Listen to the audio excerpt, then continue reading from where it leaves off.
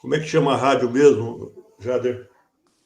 É a Rádio Fiscar, o programa Rede Josué de Castro da Rádio Fiscar, e também o programa Cenários Ecológicos, Cenários Agroecológicos, da Web Rádio Agromusical.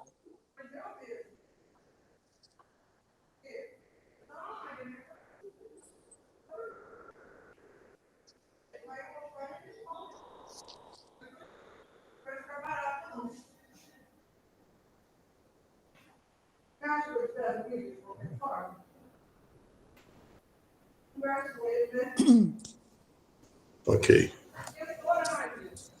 Caros amigos e amigas, nós estamos começando mais um programa de rádio. Hoje, com a participação do professor, doutor José Giacomo Bacarin, da Unesp, campus de Jaboticabal. Professor Bacarin também é um dos fundadores e diretor do Instituto Fome Zero. Seja bem-vindo, professor Bacarin.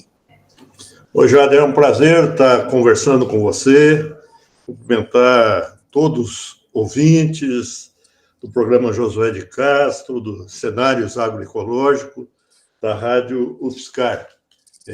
Fico muito contente que você venha mantendo esse debate todo sobre segurança alimentar e nutricional, agroecologia. Isso é muito importante, até para a gente tentar mudar algumas coisas e prevenir, né? Não podemos ficar correndo atrás do prejuízo, contando como o desastre, a tragédia do Rio Grande do Sul. Temos que prevenir mais para que isso aconteça com menor intensidade e menos frequentemente. Muito obrigado, professor Bacarin, também desde já agradecemos por sua disposição em participar dos nossos programas de rádio. E gostaríamos de fazer uma primeira pergunta para o senhor, começando aqui essa conversa, é que nós estamos acompanhando a crise lá no Rio Grande do Sul, né, que já se estende aí por quase 30 dias. E o Rio Grande do Sul é um grande produtor, ele é grande produtor de arroz, é um grande produtor de milho, de soja e de trigo também, né? Ele é um dos poucos estados do país que tem produção de trigo, tradicional de trigo. Mas, principalmente em relação ao arroz, assim, que nos preocupa. Como o senhor está vendo essa conjuntura do mercado de arroz e dos preços dos alimentos? Obrigado. Bom, o Rio Grande do Sul hoje concentra 70% da área da produção de arroz do Brasil, né? Porque o arroz já foi uma cultura muito disseminada no Brasil todo e hoje está muito concentrada no Rio Grande do Sul. São Paulo, por exemplo, tem 7.000, 10.000 hectares plantados de arroz, é nada. São Paulo já teve uma grande produção de arroz. E o fato do Rio Grande do Sul concentrar 70% da produção de arroz e uma outra parte considerável é do sudeste catarinense, na região de Criciúma, Tubarão, porque o arroz lá é irrigado por inundação, gasta muita água, tem muita água lá. Então você usa, o arroz fica, o pessoal diz, com os pés dentro d'água e com a cabeça, com os cachos, com os grãos, né? No sol, é a melhor condição para o arroz. E o arroz, tem um arroz de sequeiro também, que não usa irrigação, que é plantado muito, por exemplo, no Maranhão, no Piauí, no Nordeste, um pouco no Centro-Oeste, um pouco no Pará também. Bom, mas o arroz irrigado é muito mais competitivo. Nós não temos variedades de arroz, a genética não conseguiu obter isso, variedades de arroz de sequeiro que consigam competir com arroz irrigado. Por isso que concentrou muito no Rio Grande do Sul, lugar de terras mais planas, com disponibilidade de água, que permite fazer inundação, a irrigação por inundação do arroz. Esse é o caso mais sério mesmo. O trigo, o Rio Grande do Sul tem importância, mas o Paraná tem uma importância muito maior. São os dois grandes estados produtores. O trigo é uma cultura do sul do país. Santa Catarina produz pouco. O milho, a participação e a soja do Rio Grande do Sul é menos importante, e nos pequenos animais tem uma importância, especialmente frango, suínos, no leite é muito importante, mas a grande preocupação é o arroz. De fato, a tragédia do Rio Grande do Sul significa, em princípio, uma debilidade da nossa oferta de arroz, em princípio, porque está havendo exageros, né? O arroz já estava bem colhido, viu, Jader? Antes da tragédia, 85% do arroz gaúcho já estavam colhidos, e os 15% restante, ainda uma parte não foi perdida, foi colhida depois do momento mais cruel da tragédia, né? Então, é preocupante, porque tem 70% do arroz, mas não perdeu esses 70%. Né? Não podemos exagerar nisso, até porque o exagero estimula movimentos especulativos com o arroz. Então, uma parte dessas notícias que a gente ouve ou chega até nós nos grupos de WhatsApp, por exemplo, chegou aí a Rosana, que é colega do Conceia, e a gente fica temeroso diante dessas notícias que chegam de uma possível explosão dos preços do arroz por conta desses eventos. A gente não corre esse risco, né, Bacarin? Olha, na minha avaliação, não. Na minha avaliação, baseada nos números, né, que eu estava acompanhando, e agora, depois que aconteceu isso, fui me dedicar mais aos números da produção de arroz no Brasil, e não há porquê, né, com os dados do mercado, o preço do arroz aumentar no Brasil. Mas temos que tomar cuidado com movimentos especulativos. Por que eu estou dizendo isso, Jader? Se nós pegarmos as últimas 5 safras de arroz, as últimas 5 produções de arroz, entre 2018 e 2023, o arroz no Brasil foi suficiente para abastecer o mercado interno, e nós exportamos cerca de 12% da nossa produção. Não é uma exportação pequena. Tá certo que a gente importa também, porque o arroz é muito produzido nos países vizinhos do Mercosul, no Uruguai, na Argentina e no Paraguai. Então é fácil para as arrozeiras brasileiras comprarem o arroz ali. O transporte é por caminhão, não é longo, né? É muito mais difícil comprar o arroz da Indonésia, da Tailândia, aí é muito complicado. Então, nós importamos um pouco também, mas exportamos mais.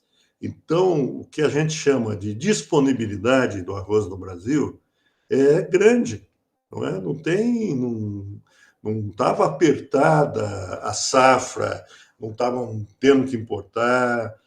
E esta safra de agora, que está terminando, de 2023, 2024, a previsão da Conab, a última previsão, logo depois da enchente, mantém um crescimento de quase 5% na produção de arroz no Brasil.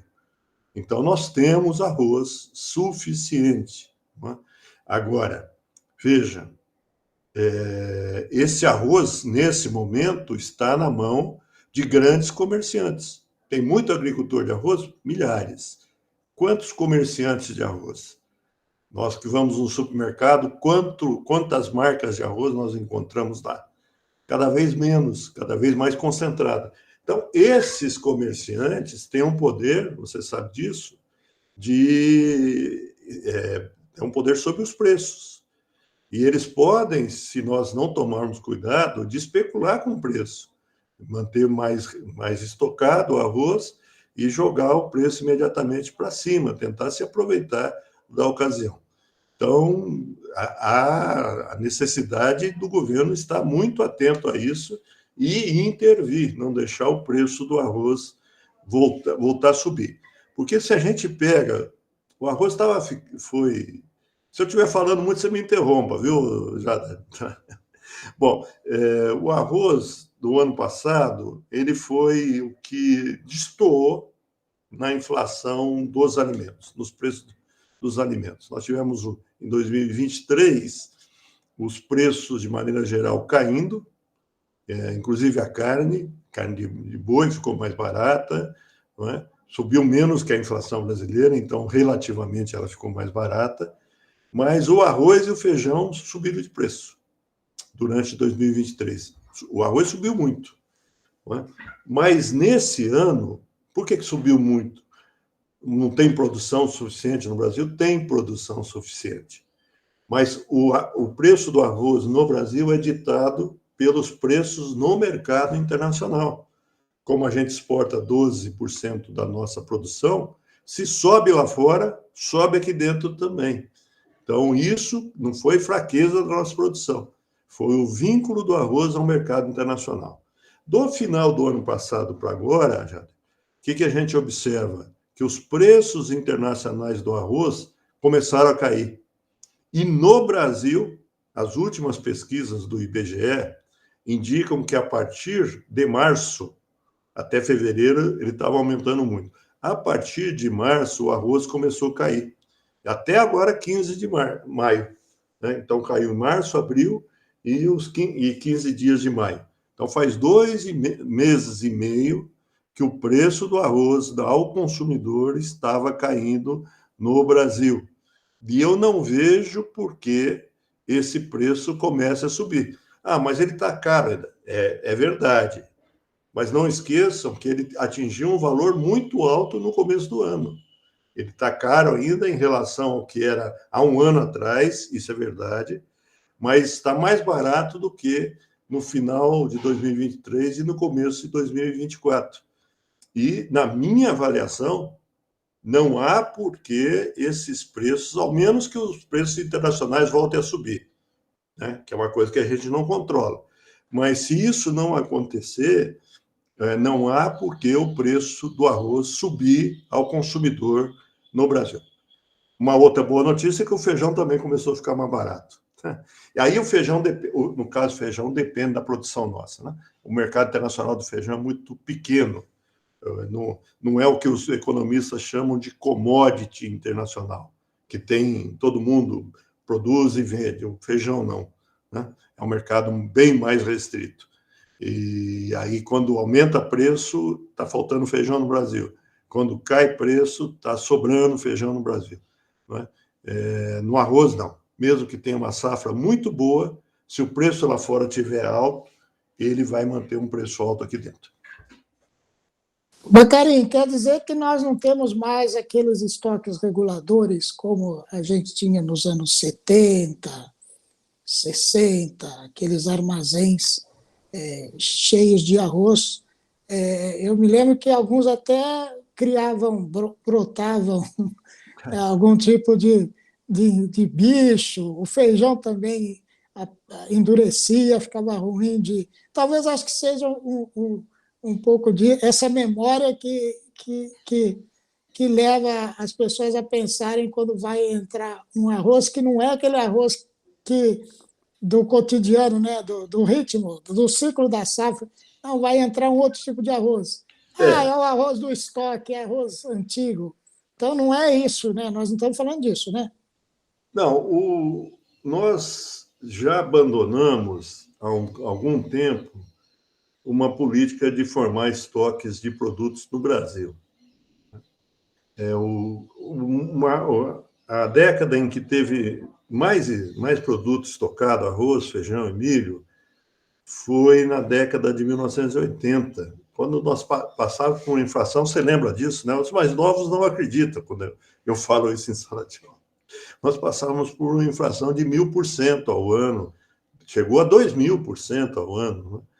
Então, o governo tentou combater formando estoques de reguladores. Então, comprou muito arroz, feijão e milho. O feijão é mais complicado, porque o feijão não pode ficar estocado por muito tempo. Ele perde valor culinário. O arroz e o milho, não. Você mantendo os armazéns em boas condições, fazendo o controle da umidade, especialmente, evitando que o arroz apodreça com fungos, né? Ou que roedores e outros animais um pouco maiores comam arroz, estragam arroz. O arroz pode ser consumido em um prazo maior sem problema. Não tem isso. O milho também, o café também. Né? Agora, tem que ter cuidado com o estoque de arroz. Na década de 80, de fato, aconteceram alguns problemas de administração dos estoques. Aí eu lembro isso foi explorado, inclusive, em campanhas eleitorais. O pessoal lá ia filmar. Naquela época não tinha internet, né? Mas nos programas de televisão filmava o arroz apodrecido nos estoques. Na época era Cibrazen, né? Não era Conab. Conab foi da década de 90. Então, talvez fosse pouco, mas aquilo ganhava uma repercussão na televisão, a gente sabe disso, né? Uma imagem bem explorada parece que é uma catástrofe. Então, nós tivemos um problema assim. Agora, depois disso, a partir dos anos 90, 1990, o Brasil deixou de formar estoques, não é? Entendeu que não devia mais ter estoques reguladores para controlar preço, porque o estoque, como que funciona? Qual que é a ideia do estoque regulador? Quando você tem preço baixo para o agricultor, que o agricultor vai ter muito prejuízo, o governo entra comprando e recuperando o preço de mercado. E quando o preço está alto, o governo entra vendendo, aí é para atender o consumidor.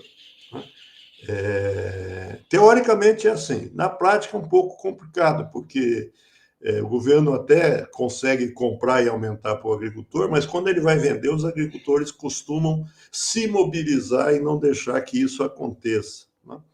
Mas no caso do arroz, na minha avaliação, nós deveríamos ter um pouco de arroz estocado no Brasil, 5% a 10% publicamente, né?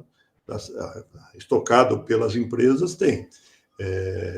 Nós produzimos arroz em 2, 3 meses e consumimos em 12 meses. Então, tem que ter o estoque de passagem. Mas eu acho que seria recomendado também que a gente, não agora, não é o momento, os preços estão altos, mas o governo pensasse, no caso do arroz, exclusivamente, se depois você quiser saber por que eu acho que é só no caso do arroz, ter estoques reguladores. E há uma outra possibilidade, já do governo intervir no mercado internacional, né? Ou comprar arroz lá fora, ou limitar a exportação do arroz. O governo pode fazer isso, tem imposto de exportação. Então, se o pessoal desabastecer o mercado interno, o governo pode imediatamente, não é um imposto como os outros, que precisa ser aprovado num ano para valer no ano seguinte, esse imposto é de aplicação imediata, ele pode taxar a exportação de arroz e fazer com que o mercado interno não sofra com isso. Aliás, eu acho que essa política, na minha avaliação, é mais recomendada hoje, porque o Brasil é um grande exportador de muita coisa, do que formar estoques reguladores. No caso do arroz, acho que ainda compensa formar estoques reguladores públicos. Bacarin, você tocou no aspecto aí da balança comercial, compras e importações, e o governo anunciou que deve importar arroz. Não sabemos de onde, parece que é da Ásia, da Tailândia, deve ser da Indonésia, não sei os detalhes, né? E isso gerou, de certa forma, dos dois pontos, né? Por ponto dos agricultores, foi uma possibilidade de derrubar a atividade, a renda os agricultores já não perderam a safra. Além disso, vai se importar o arroz, eles vão ficar sem renda, né? E do lado dos consumidores, um desconhecimento. Por exemplo, esse arroz que vai ser importado é arroz de qualidade, da mesma qualidade ou não? E hoje de manhã eu já estava vendo aqui na televisão, diz que o arroz vai ser importado e vai ter o selo do governo, o pacote. E me parece que vão vender a R$ 4.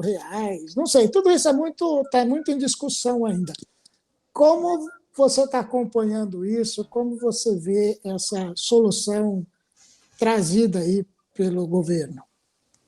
Olha, o governo apresentou uma medida provisória, que depois tem que ser votada no Congresso, né,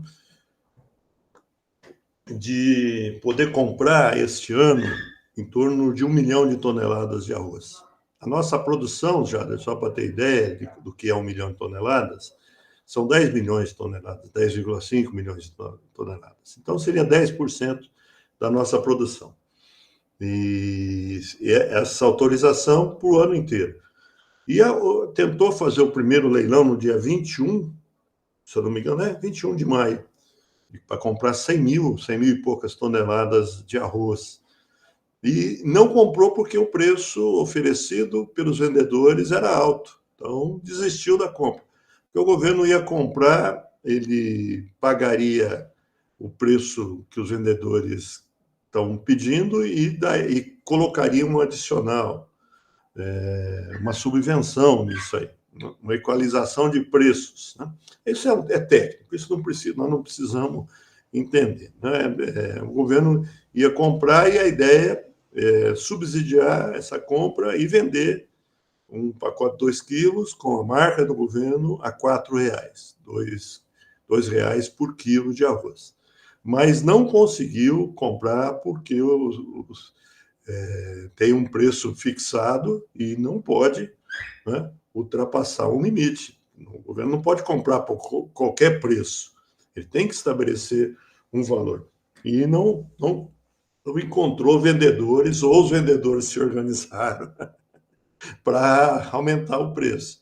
Mas eu acho que foi muito importante, mesmo que não desse certo essa primeira compra, porque o governo mostra que está empenhado em não deixar faltar o produto aqui. Né? É uma briga, é uma queda de braço, sim. Uma briga democrática, não espero. Mas é uma queda de braço. Nós estamos vendo lá gente vendendo água, não é? Pega a doação e vende água. Nesses momentos, há esse tipo de oportunismo. É trágico que haja isso, né? A gente fica extremamente contrariado, e para não dizer outros termos, com ação desse tipo. Mas também, né, pode haver movimentos especulativos, como eu disse lá no começo.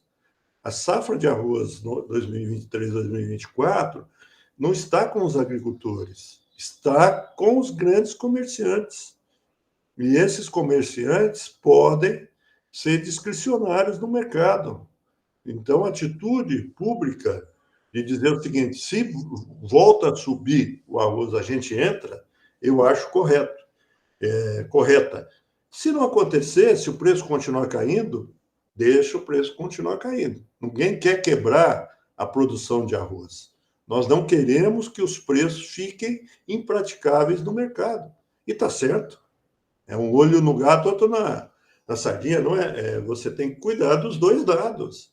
Temos que ter produção, né, e estimular essa produção no longo prazo, mas temos também que ter um cuidado com o consumidor. E nós estamos passando por um momento novo, que, aliás, a gente não controla tudo, né, Jader? Quanta dúvida surgiu sobre a safra de arroz, quanta informação, e tem gente que vive por desinformação na rede social, né, quanta desinformação aconteceu. Então, na minha avaliação, o governo está certo em ter essa possibilidade de importar, não é? Se conseguir preço adequado lá fora, não dá para comprar por um preço absurdamente alto lá fora.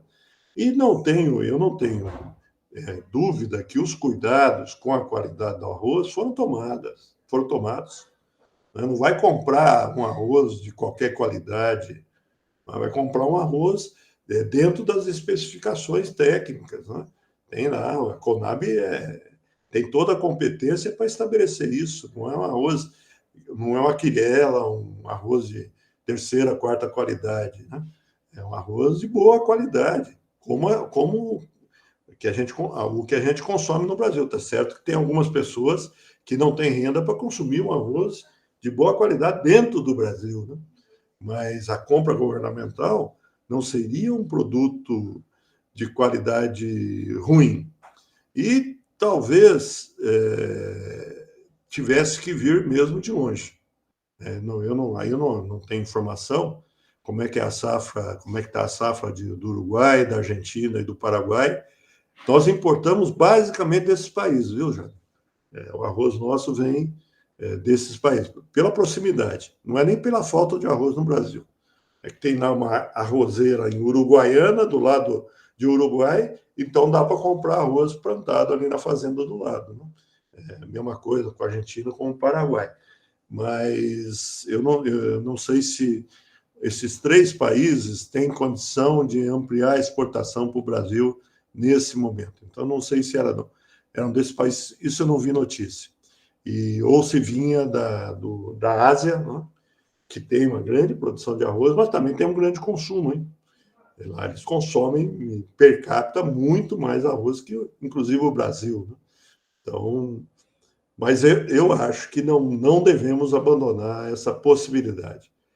Voltou a pressionar o preço do arroz no Brasil? Vamos pensar em abastecer o mercado. O Estado está aí para isso, não é simplesmente para bater palma para os empresários fazerem o que quiserem. Se houver abuso, até agora, que eu saiba, não houve, se houver tendência de especulação com o preço do arroz, tem que ter intervenção pública, sim. Ô, Bacarim, você esclareceu aqui agora nessa sua fala onde tem arroz, né? Tem arroz no mercado internacional, tem arroz nos países vizinhos, tem arroz aqui dentro nos estoques privados, e as compras são diferentes. Eu não tinha me atentado para isso, porque você disse que uma primeira possibilidade de compra requer uma medida provisória. Mas as opções que o governo anunciou dia 21 e hoje está anunciando, me parece que outra, é para comprar aqui no mercado interno, né, pelo que você está dizendo, de quem tem arroz em estoque, né? Não, eu não vi isso, não. Comprar no mercado. Porque se você tem uma tendência de aumentar o preço interno, se o governo compra, ao menos que ele compre, porque ninguém vai vender se está vendendo mais alto para o governo por um preço mais baixo. Ao menos que ele compre no preço que os produtores estão pedindo e venda mais barato para o consumidor, que pode acontecer. Mas eu acho que não é isso que deve acontecer. Não é? Nós devemos, nesse momento, trabalhar para que as arrozeiras vendam no preço justo. Esse tema é meio complicado, o que é preço justo? Né? Mas nos preços que eles podem vender, nem mais nem menos. Né? Então, eu não atuaria. Né? A minha avaliação é que não devemos comprar arroz internamente. Né? E devemos comprar externamente ou impedir a exportação se os preços começarem a subir. Então, eu não entraria no próprio mercado interno, porque aí é sancionar preço alto. Né? Se nós estamos achando que está alto ainda, mas está caindo, tem que continuar essa trajetória. Se ela parar, mas e o ano que vem o pessoal vai desistir de plantar arroz? Não, o ano que vem, esse é um problema que a gente tem que encarar. Se você pode intervir tanto no mercado que você desestimula os investimentos e os custeios pelo plantio.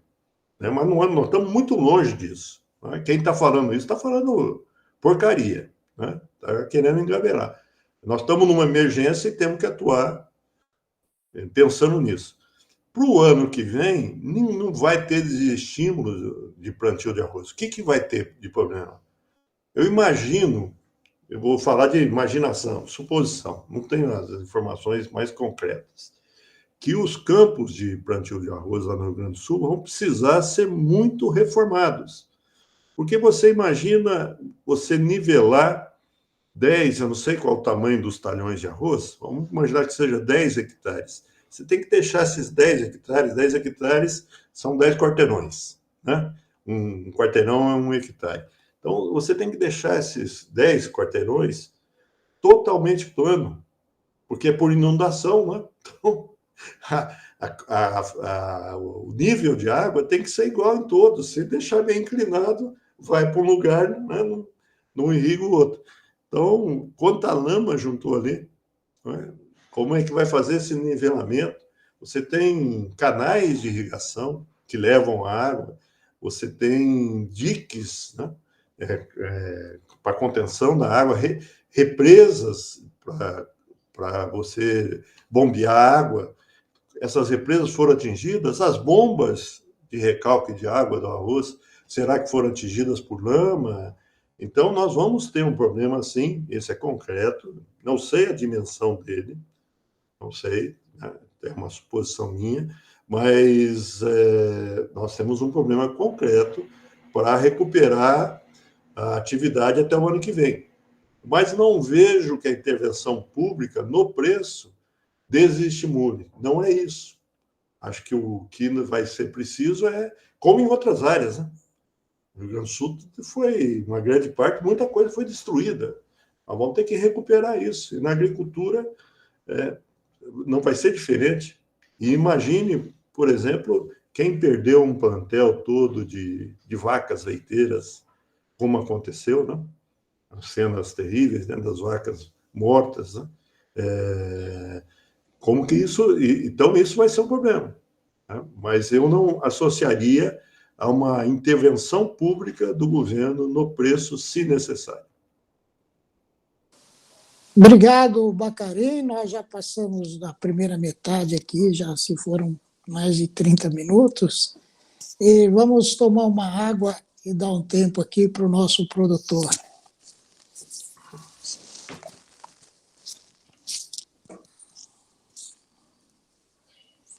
Bom, pessoal, nós estamos recebendo aqui no programa de hoje o professor José Giacomo Bacarim, da Unesp, campus de Jaboticabal, e também diretor do Instituto Fome Zero.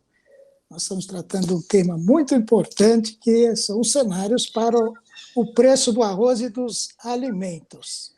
E o professor Bacarim já começou a nos responder sobre a conjuntura para frente, sobre o que esperar para a próxima safra.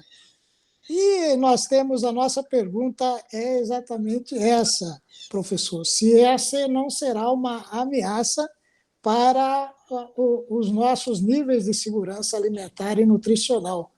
Nós agora, parece, nós engatamos numa escalada aí de redução da insegurança alimentar no Brasil. Se esse evento pode prejudicar esses indicadores, eventualmente aí pela alta de preço dos alimentos, que, pelo que o senhor está falando, o senhor está descartando essa hipótese de uma explosão de preços dos alimentos, e com isso um novo contingente de pessoas ingressarem na zona de insegurança alimentar, que já é um tema que nos preocupa em situações de normalidade.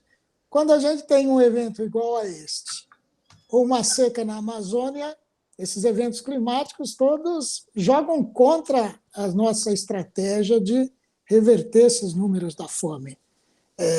Como é que o senhor vê os dias vindouros, professor Bacarim? Bom, eu penso, Jader, que nós precisamos recuperar a capacidade de discutir a questão pública sem negacionismo e sem uma disputa política rasteira, e entender que esse problema no Rio Grande do Sul, ele associou um fenômeno natural muito intenso, é verdade, uma chuva muito intensa em pouco tempo e generalizada no Rio Grande do Sul, mas junto com descuidos que nós estamos promovendo, estamos tendo com a natureza há muito tempo, e com descuidos gerenciais na área de prevenção, né? Então, eu espero que este acontecimento, eu espero pouco, viu, Jade? Eu estou meio pessimista em relação a isso, porque o tanto de barbaridade que se fala... Esses dias eu vi um vídeo exagerado, né? Mas dizendo que a neblina no Rio Grande do Sul estava sendo provocada pelo governo federal. O governo federal estava impedindo de sair o sol no Rio Grande do Sul. O cara falando como se fosse verdade. Né? E pior, tem gente que acredita nesse tipo de barbaridade. Então, a gente precisa tomar cuidados imediatos.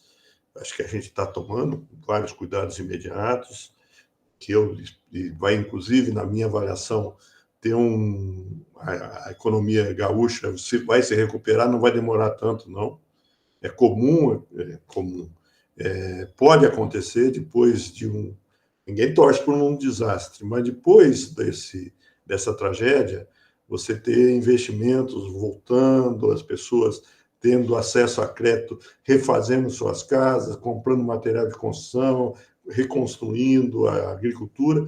Então, eu não vejo que a economia gaúcha esteja inviabilizada. Talvez alguns locais de ocupação humana, sim, tá? Que estão sendo alagados constantemente.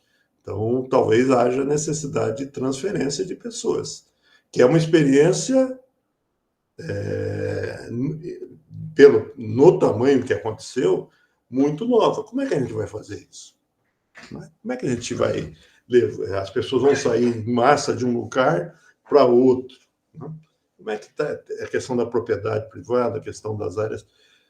Mas eu vejo que a gente tem que ter uma grande capacidade de defesa civil, um questionamento muito forte, tanto ao governo do Rio Grande do Sul quanto ao prefeito de Porto Alegre, que já, para mim, está evidente que foram inaptos ou até prevaricaram, talvez, com a questão ambiental.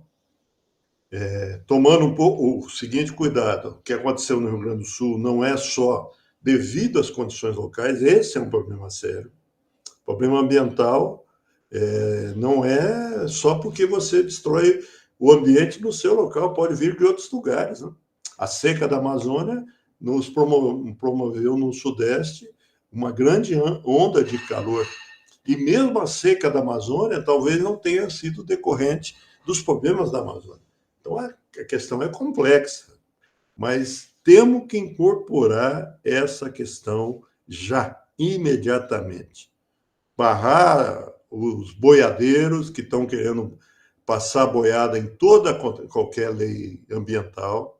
Aliás, passaram já, não é? Temos que fazer essa disputa social.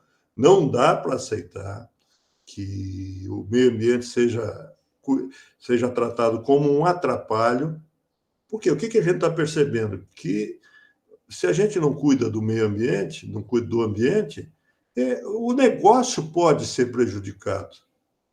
O negócio no Rio Grande do Sul foi prejudicado. Não é só a vida das pessoas, talvez é isso que a gente tem que convencer. Tem tucura que não vê, né? Desprezando gente que diz o seguinte, não, os morros têm que estar pelados porque a árvore cheia de água cai mais facilmente e desbarranca. Bom, o morro pelado não vai desbarrancar, não é?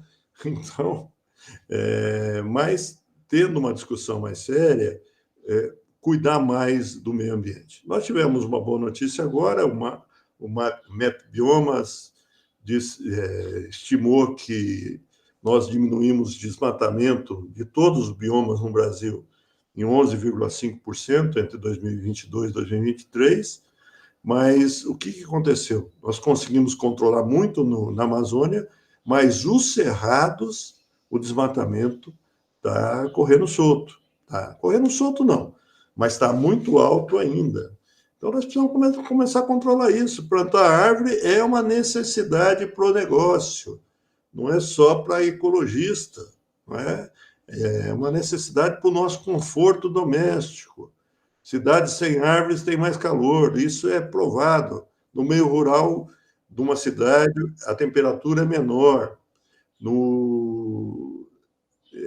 Numa cidade mais arborizada, e eu lembro sempre daquela rua de Araraquara, que eu esqueço o nome, mas que tem árvore dos dois lados. Né? Voluntários da Pátria. Voluntários da Pátria, olha o nome bonito. Então, e ali a gente tem que começar a pensar nesse tipo de coisa, ter ações desse tipo, porque eu não vejo o Brasil em si, né, com problemas no curto prazo de desabastecimento. O Brasil é um país exportador, né? Então, nós temos a grande parte do que a gente consome são produtos que também nós exportamos. Então, mesmo que a soja caiu 15% a produção esse ano, não vai ter problema de desabastecimento no Brasil. Mas se a nível mundial, isso pode acontecer. Se esses fenômenos climáticos extremos começarem a ser cada vez mais frequentes, nós podemos ter, sim, uma dificuldade de garantir a produção de comida no mundo. Porque hoje o grande problema não é a produção em si, é a falta de acesso. Né? Por que tem fome no Brasil? Porque tem uma grande parcela da população que tem salários, rendas baixas. Né? No mundo, isso podemos generalizar para o mundo, mas a produção pode começar a ficar comprometida. Imagine se começar a faltar comida, e o risco maior é dos países pobres, né? Que são países de clima mais quente. Para onde essa população vai? Vai tentar migrar, não é? E migrar para os países mais ricos. Nós vamos ter disputas políticas mais acirradas. Eu não sei se ainda dá tempo, mas é bom a gente começar a cuidar para valer imediatamente da natureza, ser rigoroso com a legislação ambiental. Nós tínhamos boas leis, algumas foram perdidas por esses boiadeiros, né? Boiadeiros, figuradamente falando, que querem passar boiada sobre toda a legislação. Mas vamos recuperar isso e recuperar a capacidade do governo de intervir. Tem um desmatamento na Amazônia, ilegal, vai lá, toma as máquinas. Não tem que ter dó, não. Mas é propriedade privada. Mas a lei é pública. A lei impede de desmatar. Então, o desmatamento ilegal tem que ser combatido com muito satélite, muito acompanhamento imediato, né? E com muito ataque democraticamente, né? Mas ao patrimônio, porque tem algumas pessoas que só vão mudar a sua atitude se tiverem um patrimônio comprometido. Então, está derrubando árvore com trator, você expropria esse trator, ele perde o patrimônio, né? Isso é justificável perante o quê? Perante a necessidade mais geral da sociedade de se preservar. Então, eu colocaria, tentando simplificar o que você perguntou, eu diria o seguinte: nós não temos, na minha avaliação, grandes ameaças de desabastecimento no Brasil, porque nós temos muita exportação de maneira geral. Mas o mundo corre esse risco se os fenômenos climáticos começarem a ser cada vez mais frequentes e mais abrangentes. Obrigado, Bacarim. A Selma pediu a palavra, certamente quer fazer uma pergunta. Selma, eu vou pedir para você falar seu nome, se apresentar e fazer a sua pergunta para o professor Bacarim. Nós vamos ingressar agora nos 15 minutos finais. Obrigada. Tá certo. Muito obrigada, Jader, por essa oportunidade. Professor Bacarim, a gente já esteve em outros momentos ouvindo o senhor, seus estudos. Eu sou Selma, sou do Fórum Paulista de Segurança Alimentar. Eu estou, neste momento, na coordenação regional de segurança alimentar da capital, que é um braço, né, o senhor deve saber, do Conselho Estadual. E oportunamente, assim, no dia de hoje, a gente, como comissão regional, vai fazer às 16h30, não sei como está a sua agenda, mas podendo entrar, vamos fazer uma conversa sobre sistemas alimentares, né? E as emergências climáticas, qual o papel do Estado e o papel da sociedade nesse processo que a gente quer chamar também de transformação, porque a gente acredita ainda que alguma transformação pode ser feita, mas tem a mitigação aí e tem as adaptações a serem feitas. Bom, queria perguntar para o senhor, assim, olhando um pouco, né, já pensando no debate da tarde, né, olhando um pouco aí para essa forma, né, de agricultura que a gente tem no governo do estado aqui, né, pensando aqui na nossa situação de agro e tudo mais, né, o que o senhor, assim, a gente não percebe, né, nenhum movimento, lógico, nesse sentido de agroecologia, nem nada disso, né?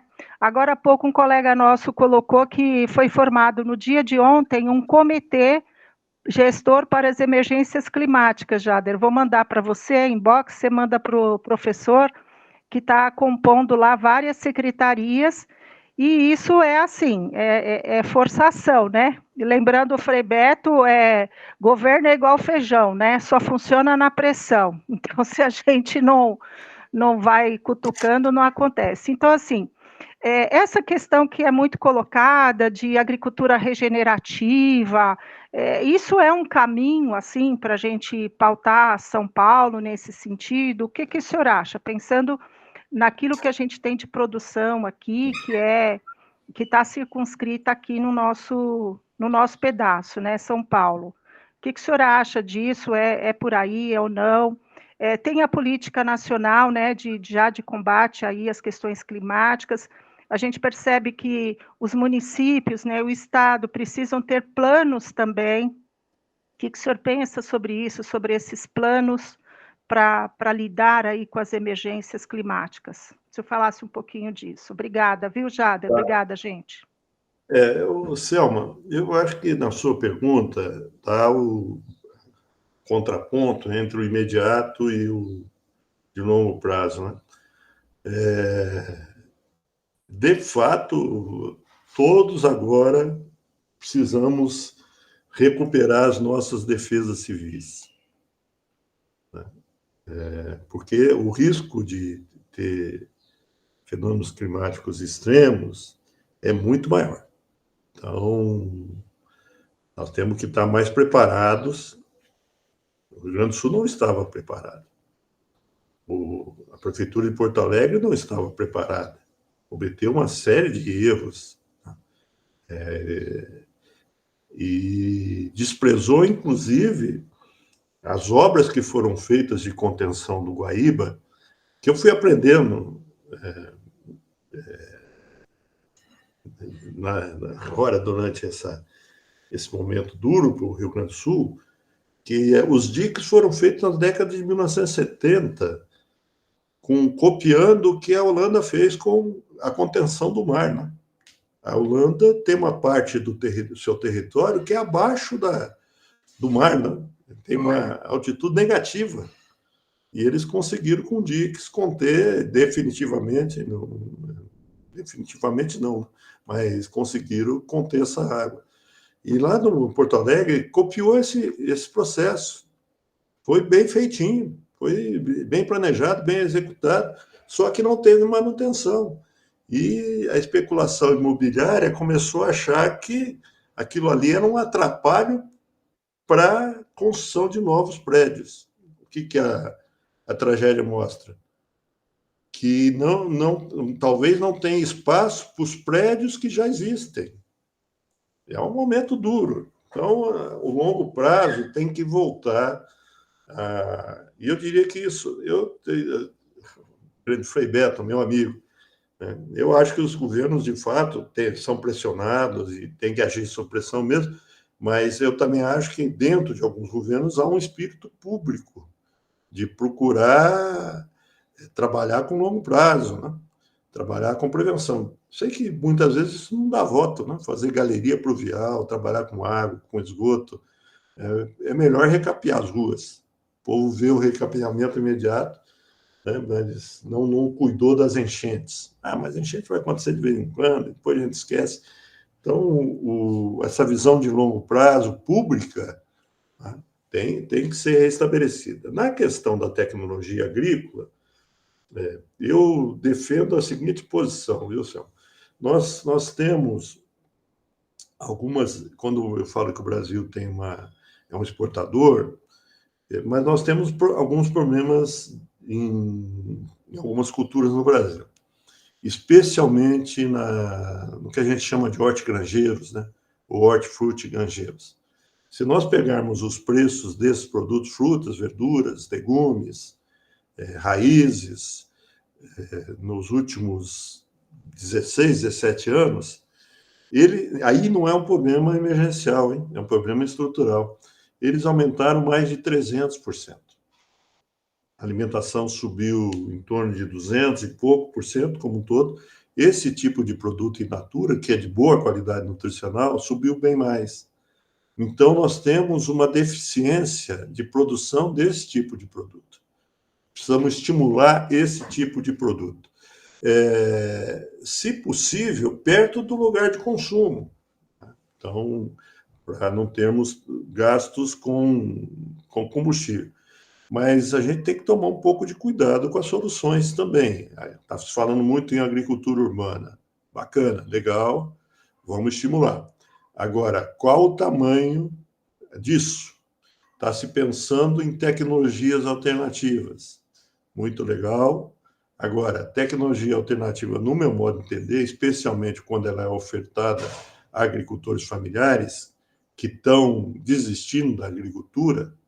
São Paulo, o agricultor familiar hoje está arrendando suas terras para grande agricultor. Está deixando de ser agricultor, em grande parte.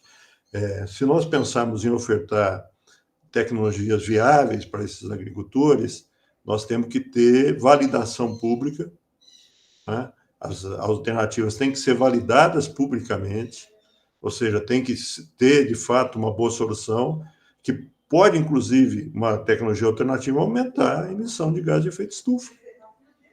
Né? Nós temos que fazer esse estudo. E tem que ter viabilidade econômica. Me desculpem o pessoal que trata da produção camponesa achando que a produção camponesa se move por um interesse diferente de ter uma melhor qualidade de vida. Pelo amor à terra, até cunho o termo mãe terra. Eu, particularmente, não tenho essa visão. Eu acho que mesmo um pequeno agricultor quer ter uma viabilidade econômica.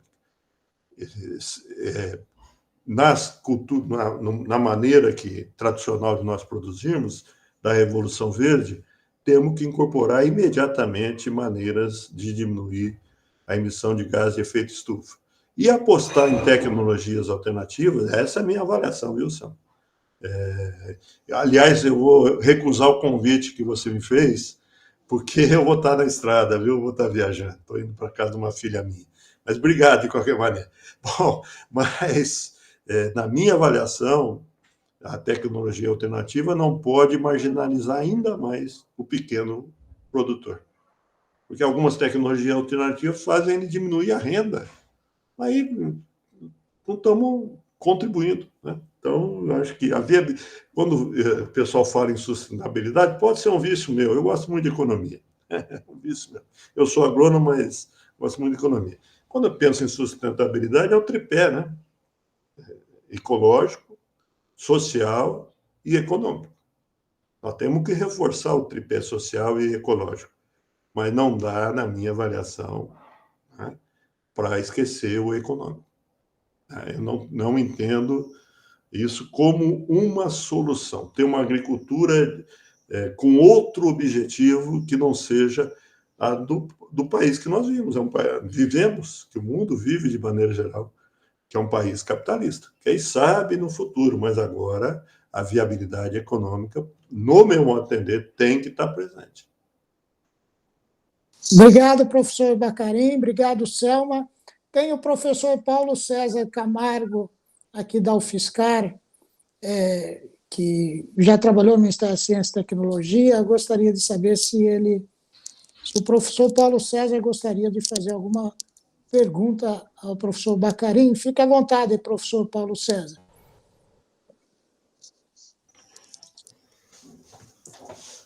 Olá, Jader. Bom dia a todos. De fato, esse é um tema... Eu pego de surpresa, eu não consigo dar uma resposta que eu goste de dar, que eu gostaria de dar. Eu só diria o seguinte, que realmente a questão, por exemplo, da produção de leite no sul do Brasil todo, né, que é um dos temas que eu acompanhei. Falta realmente uma política consistente de apoio ao produtor. Você tem um total descaso com o pequeno produtor de leite. E realmente você esperar que sem uma política de educação, um dos grandes problemas é a formação das pessoas, o conhecimento de como produzir melhor, como produzir economicamente ser viável. Existe toda uma dificuldade educacional, realmente, que só o investimento público pode... Porque quando você vai para as empresas... Por exemplo, existe um... Você relatar que existe... Na época que eu trabalhei nesse assunto, existia uma crença, pelo menos, que você deveria, então, pegar a sua propriedade e passar para essas grandes empresas internacionais, porque o preço do leite lá fora, os produtos laticínios, né, você poderia ter uma vantagem muito grande produzindo para o exterior e aí cedendo a terra e você entrando como um prestador de serviço de uma grande corporação, e fazia muito sentido se você olhasse o preço que eles pagariam, garantido por 10 anos, por exemplo.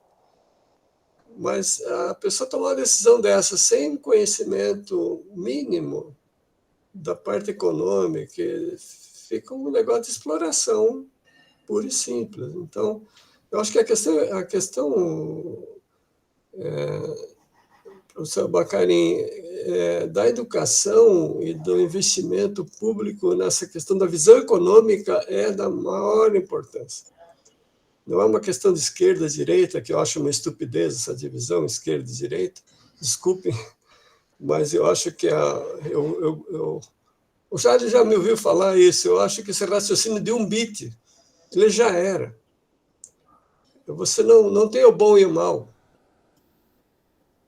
Eu acho que a gente precisa olhar bem, se eu tomar essa decisão aqui, no que ela implica.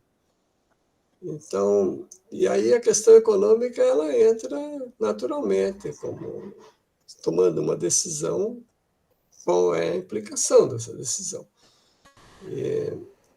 Então, realmente, eu só queria fazer esse comentário, eu não tenho acompanhado mais a evolução lá da indústria leiteira. Na época, eu participei do projeto da FINEP, que chamava Rede de Inovação e Prospecção Tecnológica para o Agronegócio. E aí acompanhei bastante a região sul. Eu sei que aqui no estado de São Paulo tem algumas iniciativas bastante importantes nessa questão da produção leiteira, visitei algumas propriedades também, mas o que a gente sente falta quando fala dessa visão mais social do pequeno produtor, falta realmente uma política consistente de trazer essa pessoa para um mundo que a questão econômica é fundamental, sem dúvida nenhuma. Obrigado, Jade, pela oportunidade. Obrigado, professor Paulo. Passo para o professor José Baccarin para os comentários a essa fala do professor Paulo e as considerações finais, professor, que acho que nós já podemos ir caminhando para o final. Obrigado. Tá. Obrigado, Jade. Eu também preciso. Daqui a pouco eu preciso pegar a estrada. Espero não pegar nenhum congestionamento. Bom, mas eu diria o seguinte, nós, quando eu falo em economia, eu estou pensando em ter uma economia com maior distribuição de riqueza. Tá? Nós vivemos num país extremamente desigual e daí deriva os grandes problemas sociais brasileiros, inclusive a desnutrição, a fome, a incapacidade financeira das pessoas adquirirem comida saudável. Eu não gosto do termo comida de verdade, porque tudo comida, para mim, toda comida é de verdade. As pessoas comem o que conseguem, né? Então, chamado comida de mentira, eu acho que é uma ofensa a quem ainda não tem renda. Então, eu tenho uma visão que nós precisamos trabalhar com a redistribuição de renda fortemente. Inclusive, no seu ponto de vista tributário. Os ricos não pagam imposto no Brasil, é uma vergonha. É uma vergonha. Os pobres pagam muito imposto, relativamente, porque o imposto nosso é muito sobre o consumo, né? E não sobre a renda. Então, nós precisamos resolver isso. Eu acho que isso é de esquerda. Eu sou de esquerda, né? Sou vermelhinho, né? Mas, desculpa, Eu não sou comunista, né? Por uma série de razões, mas eu sou de esquerda. Eu não me conformo com a desigualdade da sociedade brasileira. Mas isso, desculpa, mas isso não é ser de esquerda, isso é acreditar Bom, no ser humano. Professor, da minha Eu acho que avaliação, essa divisão é que leva ao que eu chamo de raciocínio de um bit. Se é de esquerda é amigo, se é de direita é inimigo, e não se fala do assunto. Essa divisão eu acho que é estúpida. Me desculpe, mas realmente nós temos um problema de injustiça social muito sério, muito sério. E o discurso eu não acho de conflito, isso, não. o discurso de conflito não ajuda. Conflito é o que a gente teve no governo passado. Esse é o conflito. Se nós não distribuirmos renda nesse país para valer, se nós não tivermos coragem de distribuir renda para valer nesse país, nós vamos continuar com amenizar os problemas sociais, né? Através dos gastos públicos, que o governo Lula, Dilma foram muito felizes nisso, amenizando os problemas sociais através dos gastos públicos. Mas nós não conseguimos baixar juros nesse país, transferimos dinheiro, é uma vergonha o que a gente gasta com a dívida pública nesse país. Concordo totalmente, Bacarin, concordo totalmente. Eu só acho a abordagem Eu vou passar para das palavras. considerações finais. Desculpe. Tá bem, professor Bacarin. O tempo está aí. Eu queria agradecer a oportunidade de conversar, de expor as minhas ideias, não é? Acho que nós temos que continuar mobilizados para que a população gaúcha seja atendida com erros que vão acontecer. Eu fico admirado que as pessoas pegam um erro e, poxa vida, numa tragédia dessa, como que não há de acontecer erros? Não é possível. Uma situação... Tem que ver se o esforço está sendo feito e bem feito. Mas mais do que isso, ter uma visão pública do que está acontecendo. Não se resolve apenas por melhor que seja a ação pública no momento, a defesa civil, nós não vamos dar conta dos problemas só com a defesa civil, só com a melhoria da defesa civil. Nós temos que mudar a nossa relação com o ambiente, termos menos destruição, ter menos poluição, menos emissão de gás de efeito estufa e tentar convencer os tucuras dessa maneira, né? Os cabeça dura, quando não os mal intencionados. Olha, meu amigo, se a gente não faz isso, o seu negócio vai por água abaixo. Ou por fogo para cima, né? Fogo na Amazônia, enchente no sul. Isso é o novo normal? Que normal? Então, acho que a gente tem que começar a quebrar a cabeça e nos mobilizarmos socialmente para que essas ideias tenham mais espaço na sociedade, inclusive no combate ao negacionismo, que está tão arraigado numa parcela da população brasileira. Quero cumprimentar o professor Paulo César, Maria Cristina, Maria Tereza, que nos ajudou bastante, a Rosana Gaspar, lá da nossa presidenta do Conselho, a Selma, e especialmente a você, viu, Jader? Você e a todos os ouvintes da Rádio UFSCar. Uma grande experiência de comunicação popular. Muito obrigado, professor Bacarin, obrigado a todos. e a todos os nossos Muito ouvintes bem. que estejam Parabéns, conosco. Jader, pela perseverança. Obrigado, professor Paulo, Selma, Rosana, Maria Cristina, Maria Tereza, professor Giacomo Baccarin, nosso grande abraço, nossos agradecimentos. Abraço. Muito obrigado. Obrigada. Tchau, Bom tchau. feriado a todos. Igualmente. Obrigado. Tchau, tchau. Igualmente. Abraço a todos. Tchau, Tchau, tchau. tchau, tchau. Obrigada. Obrigado. Obrigado, Maria Tereza. Agradeço, Jader. Muito obrigado, viu, pelo seu apoio. Até mais.